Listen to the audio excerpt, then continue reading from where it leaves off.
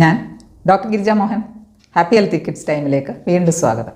നമ്മൾ കുട്ടികളോട് ചിലപ്പോൾ പെട്ടെന്നുള്ള ദേഷ്യത്തിൽ എന്തെങ്കിലും പറയുകയോ വഴക്ക് പറയുകയോ ചെയ്തതിന് ശേഷം മിക്കവാറും പശ്ചാത്തപിക്കാറുണ്ടല്ലോ. അങ്ങനെ പറയണ്ടായിരുന്നു, പെട്ടെന്നുള്ള ദേഷ്യത്തിൽ ഞാൻ പറഞ്ഞു പോയതാണ് എന്നെല്ലാം വിചാരിക്കാറുണ്ടല്ലോ. പറഞ്ഞ വാക്കുകളോ പറഞ്ഞ വാചകങ്ങളോ ഒരിക്കലും തിരിച്ചെടുക്കാൻ പറ്റുകയില്ല. അപ്പോൾ കുട്ടികളോട് ഒരിക്കലും നമ്മൾ പറയാൻ പാടില്ലാത്ത 4 കാര്യങ്ങളാണ് ഞാൻ പറയുന്നത്. കുട്ടി മുറിയെല്ലാം വൃത്തികേടാക്കി ഇടുകയോ എന്തെങ്കിലും ചെയ്യുമ്പോൾ, അല്ലെങ്കിൽ എന്തെങ്കിലും കുസൃതി കാണിക്കുമ്പോൾ നമ്മൾ അറിയാതെ പറഞ്ഞു പോകുന്നതായിരിക്കും, നീ എപ്പോഴും ഇങ്ങനെയാണ്, എല്ലായ്പ്പോഴും ഇവിടെ എല്ലാം വൃത്തികേടാക്കും, അങ്ങനെ ചെയ്യും ഇങ്ങനെ ചെയ്യുമെന്ന്. അപ്പോൾ ആ ഒരു വാക്ക് വളരെ ഇമ്പോർട്ടൻ്റ് ആണ്, എല്ലായ്പ്പോഴും, അഥവാ ഇംഗ്ലീഷിൽ ഓൾവേസ്. അപ്പോൾ കുട്ടിയുടെ വിചാരം എന്താ? ഞാൻ എപ്പോഴും കുഴപ്പക്കാരനാണ്, എനിക്ക് ഒരു നല്ല കാര്യവുമില്ല, ഒരു നെഗറ്റീവ് ഫീലിംഗ് ആണ് കുട്ടികൾക്ക്. അപ്പോൾ നമ്മൾ എന്തെങ്കിലും പറയുമ്പോൾ എപ്പോഴും ഇങ്ങനെയാണെന്നുള്ള വാചകം പറയാതെ നോക്കണം. രണ്ടാമത്തെ കാര്യം, നിന്നോട് ഒരു 100 പ്രാവശ്യമല്ല 1000 പ്രാവശ്യം പറഞ്ഞിട്ടില്ലേ ബുക്കുകളെല്ലാം അടുക്കി വെക്കണമെന്ന്, അല്ലെങ്കിൽ തലേ ദിവസം ടൈം ടേബിൾ അടുക്കി വെക്കണമെന്ന്. നമ്മൾ 100 പ്രാവശ്യമോ 1000 പ്രാവശ്യമോ പറഞ്ഞു കാണുകയില്ല, എപ്പോഴും ചിലപ്പോൾ പറഞ്ഞു കാണും. അപ്പോൾ കുട്ടി വിചാരിക്കുന്നത് എന്താ? ഈ 100 പ്രാവശ്യം പറഞ്ഞാലും എനിക്കിതൊന്നും മനസ്സിലാകുന്നില്ലേ, എനിക്കിതിന് കഴിവില്ലാത്ത കുട്ടിയാണോ? അപ്പോൾ ചിലപ്പോൾ അത് ഒരു റിവേഴ്സ് ഇഫക്റ്റായിട്ട് വരാം.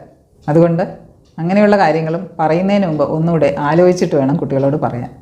കുട്ടികളുടെ മനസ്സിൽ ഇതെല്ലാം ഒരു ബ്ലോട്ടിംഗ് പേപ്പർ പോലെ ഒപ്പിയെടുക്കും.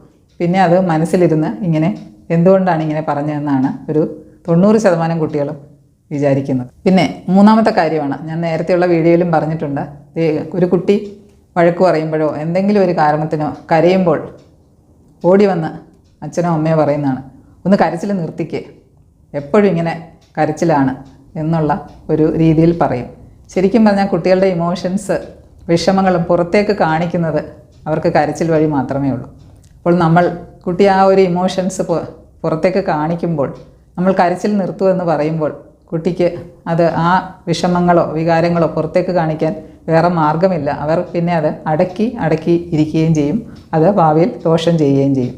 അപ്പോൾ കുഞ്ഞ് കരയുകയാണെങ്കിൽ കുറച്ച് നേരം കരയട്ടെ, കരഞ്ഞ് തീർക്കട്ടെ എന്ന് വിചാരിച്ചാൽ മതി. എപ്പോഴും കരച്ചിൽ നിർത്തൂ, നീ എപ്പോഴും കരച്ചിലാണ് എന്ന് പറഞ്ഞ് വഴക്ക് പറയേണ്ട കാര്യമില്ല. പിന്നെ നാലാമത്തെ കാര്യമാണ്, പ്രത്യേകിച്ച് കുറച്ച് വലിയ കുട്ടികൾക്ക് ഒട്ടും സഹിക്കാൻ പറ്റാത്തൊരു സെൻറ്റൻസാണ്, വെറുതെ അഭിനയിക്കല്ലേ, വെറുതെ കാണിക്കല്ലേ എന്ന് പറയും. ചിലപ്പോൾ അവർ അഭിനയിക്കുകയല്ല കാണിക്കുകയല്ല, അവർക്ക് തോന്നുന്നത് അവർ പ്രകടിപ്പിക്കുന്നതായിരിക്കാം. അപ്പോൾ നമ്മൾ അങ്ങനെ കുട്ടി അറിയാതെ ഉള്ള ഒരു കാര്യം അഭിനയിക്കുകയാണെന്നോ കാണിക്കുകയാണെന്നോ എല്ലാം പറയുമ്പോൾ അവരുടെ മനസ്സിലുണ്ടാകുന്ന പ്രയാസം ഒന്ന് ആലോചിച്ച് നോക്കൂ. അപ്പോൾ നമ്മൾ ആവശ്യമില്ലാതെ ജഡ്ജ്മെൻ്റലാകരുത്. ശരിക്കും കാര്യം എന്തെന്നറിയാതെ കുട്ടിയോട് അങ്ങനെയുള്ള വാക്കുകളോ വാചകങ്ങളോ പറയാതെ ഒന്ന് നോക്കിക്കേ. ഇനി വേറൊരു വിഷയമായി അടുത്ത വീഡിയോയിൽ കണ്ടുമുട്ടാം. നന്ദി, നമസ്കാരം.